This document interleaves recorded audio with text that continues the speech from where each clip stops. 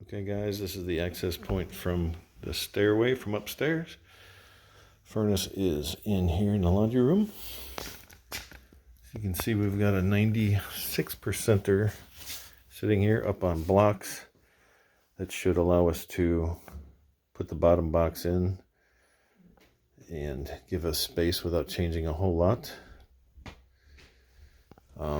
Obviously replace any PVC that's needed for the AC and the air conditioner. We're going from 96 to 92% because the homeowners are selling the house and moving to California. Please replace the switch on the wall. Might as well change the gas shutoff valve. Leave the April air, everything else. We're going to need a filter box. Or a filter rack, at least. Looks like it's probably inside the furnace currently.